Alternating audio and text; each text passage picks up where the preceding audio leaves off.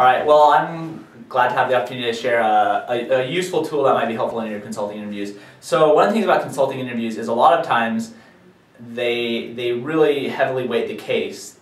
And what happens is we go in, we practice case interviews till we're sick and ad nauseum, and we completely forget about what happens to also be a very important aspect of the interview process for consulting firms, which is the fit portion. That's something I know I did. I found myself studying so long for cases, and then at the very end, I'm like, oh my gosh, I have to prepare for the fit.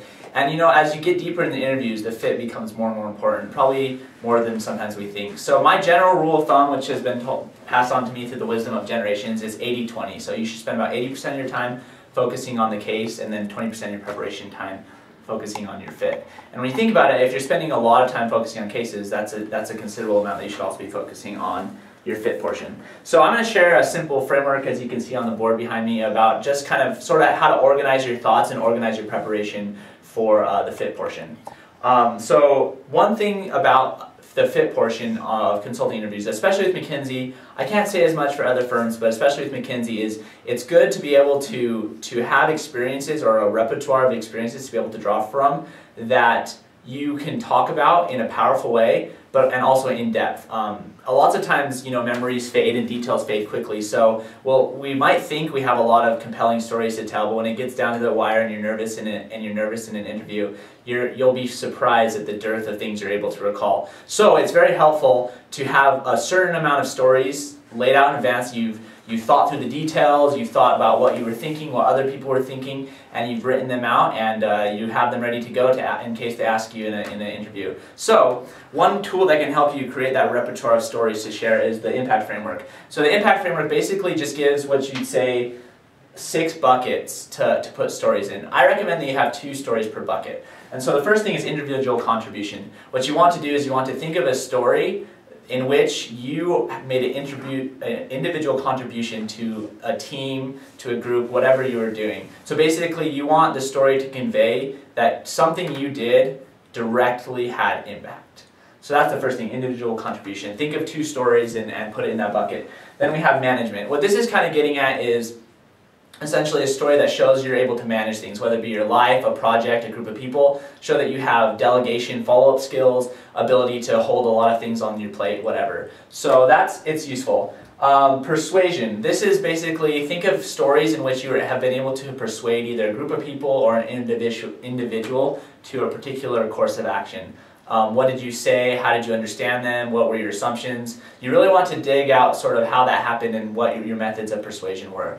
The next one, achievement, is a story that conveys something that you have achieved. And I think it should be something you feel good about. It shouldn't be something that you choose because of prestige. Have it be something that you personally feel gratification and pride in achieving. So whatever that may be, it may not be technically your best stat, but something that you can talk about in a powerful way. So finally, conflict resolution. Think of a story or an experience you had in which there was a conflict and you were able to resolve it. It's basically as simple as that. I don't think I need to go much deeper than that.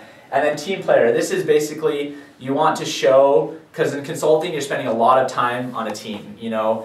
Late nights, you're with a team. They want to be able to show that you can be a leader, but at the same time, you can be a team player. You can take one for the team. So this is sort of like what that story tries to flesh out, is that ability to kind of just be a gamer and go along with things and work with other people.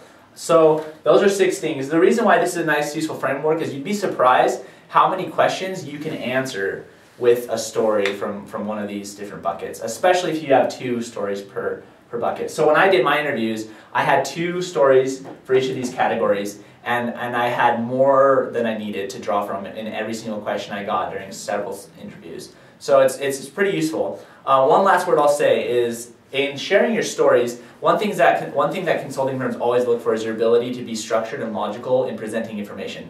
I'm sure if you practice cases, you've practiced a long time, being structured, having frameworks in your approach to solving cases.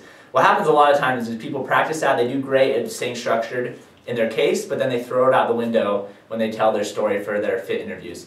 I would suggest that you keep that structure. They still want to see your ability to be organized and coherent when sharing information. So a simple structure, my handwriting's so bad, this is bad. A simple structure, and if you haven't had MCOM, this is useful because you probably haven't had this introduced to you, is what's called the PAR structure. Don't worry, I laughed at everything MCOM told me about resumes and getting a job and interviews, but this was one thing that was actually useful, so I'll give them credit for that. So PAR is problem, action, result. Another way to think about it is you could think about it as CAR, context, action, result. It doesn't necessarily have to be a problem per se. But what you want to do is, in sharing the story, you want to make sure that you lay the context of the problem, specifically identify what actions you took or what actions were taken by others, and then what that resulted in. Consulting firms are all about driving results and impact, and so make sure that your stories follow that sort of organization. So, to kind of give you an example, I didn't practice this in advance, so I might ruin it. About a way to share a story in this PAR framework is, for instance, let's give an example and say I was asked in an interview how I was able to, let's say, persuade. Let's say the question is, tell me a time when you're working in a team context and you were able to persuade a group of people to a particular course of action that you felt was effective. So what I would do is I'd say, oh, that's great. That reminds me of a time when I was, and now I'm going to have to think of a story. Perfect. So I'll tell you a story. This is sort of like a serious story. I wanted to keep it lighthearted, but I'll tell you a time when I was actually serving as a missionary for my church in West Africa. Actually, usually should try to avoid missionary stories, but they can be good sometimes if you tell them the right language. So here's another lesson you can learn: is look at the language I couch this in. So one time I was serving in an organization in West Africa. That happened to be a mission for my church, and the organization, the way it worked is it was sort of it was organized in what they call a zone. This basically was just a simple organization where you had a zone leader who was over other volunteers in that organization. And the zones are largely autonomous in the sense that they're given a lot of responsibility and autonomy from the president of the organization over the company, over the country. And so I was in the leader of this zone. I was in charge of reporting and basically all the operations and activities in this zone I was in charge of. And what happened was a group of people decided that they wanted to just quit and to not fulfill their 2-year commitment. That's what happens in our church when people go. They commit for 2 years. And so they decided that they didn't want to fulfill this commitment for some various reasons we won't get into. And so this would have been a big problem because it was over about half the people in my zone, which would have rendered everything we were working on ineffective, and basically our results would have dropped significantly. So I was able to meet individually with each person who was considering not quitting, essentially not fulfilling their commitment, and I was able to understand what their concerns were regarding the situation and what was making them think that they wanted to quit. And I was able to help address those concerns so that they eventually, each and every person decided not to leave the organization, but to stick with it and continue working hard their 2-year commitment. Not only did I help them stay, but within the next few months our productivity increased by 20%. So it's something that I was pretty happy with, I was able to do. Now, after sharing that story, as you can see, I shared the problem or the context, I gave specific actions, and then I led to a result.